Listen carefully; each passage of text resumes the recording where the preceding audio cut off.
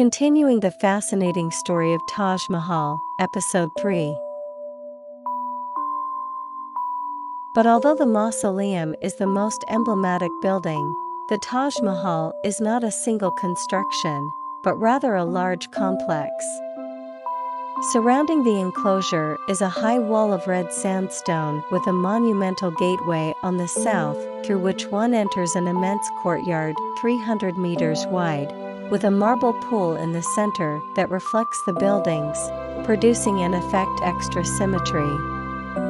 Each section of the garden is divided by paths into 16 flower beds, with a central marble pool halfway between the entrance and the mausoleum.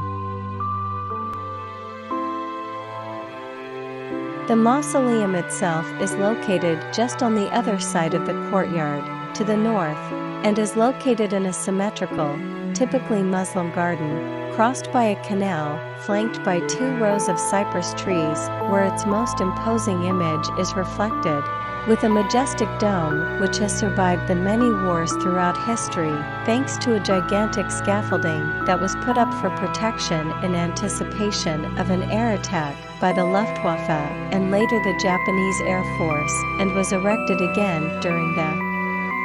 India-Pakistan Wars of 1965 and 1971. Inside the mausoleum is the burial chamber, surrounded by fine marble walls inlaid with precious stones that filter natural light.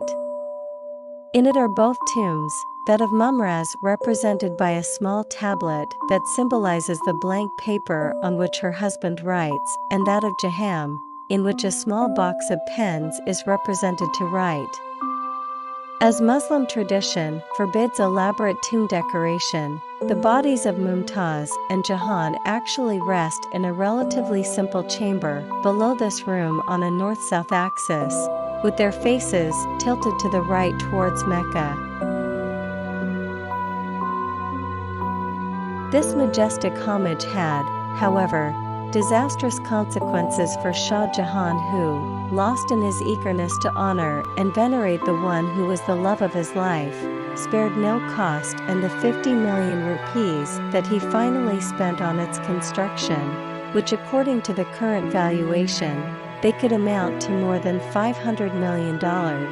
caused him to fall into financial ruin and consequently to the loss of his throne at the hands of his third son Aurangzeb in 1658. The latter, although he allowed him to stay alive, confined him to the confinement in the Red Fort, from where, sick and defeated, he contemplated the Taj Mahal, his great work, monument to his beloved and refuge for the eternal rest of both.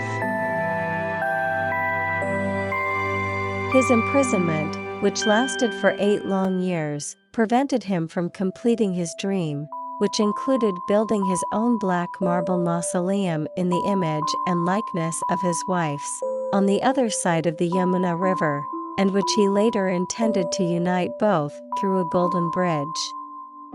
In fact, to this day, in front of the Taj Mahal, there is a remains, in red stone, of what is said to have been the beginning of the construction of the twin building, although that is also part of the legend that always graces any story.